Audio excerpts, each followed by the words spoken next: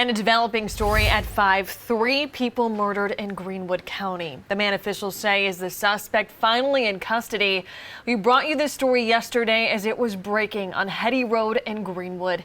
Investigators say 36-year-old Jeffrey Powell shot 4 people, killing 3 of them, including a child, then led officials on a manhunt, which ended with his arrest in Florida last night. Now, we have been on the scene literally for the past 24 hours following every angle of this. Carrie Weimer is there today. She talked with the sheriff. She actually talked to a family member who really gave us brand new information on what happened to that home and just some more details of this heinous act.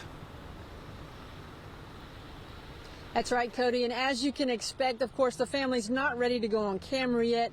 This tragedy just happening yesterday. Today, they're faced with 3 lives being gone, one of those being an 11-year-old girl. So that is a lot to take in today. Of course, we learn new information from the sheriff here shortly. But mostly, everybody's asking the same question. Why did this happen? Around 3 p.m. on Monday, Greenwood County deputies in the coroner's office responded to a shooting at a home on Hetty Road. Said there was a shooting over here across the street from Buddy's house. I live right down the road, not too far from it, and kind of sit close to home, man. Didn't know what was really going on. Didn't have much answers. Neighbors tell us they called 911 after one of the victims, a child who had been shot, came to their home looking for help. 3 other people located by the coroner's office had been fatally shot in the home.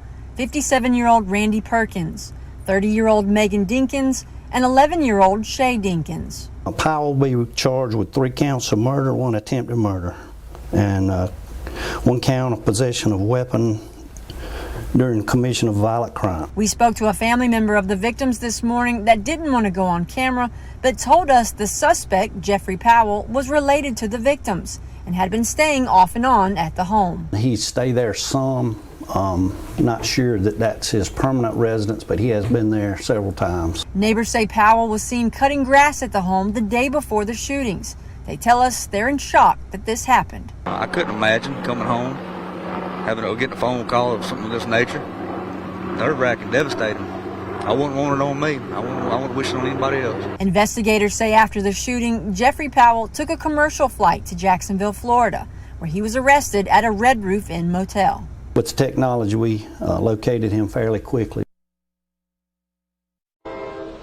Now, we asked about that 4th victim, the child that went for help. Officials told us today that that child is in stable condition, so we were happy to hear that news. We also wanted to find out where's Powell. So we checked with the Jacksonville Detention Center. They do currently have him in custody. They confirmed that to us today, but he will be extradited back here to the Greenwood County Sheriff's Department. Cody, Tori.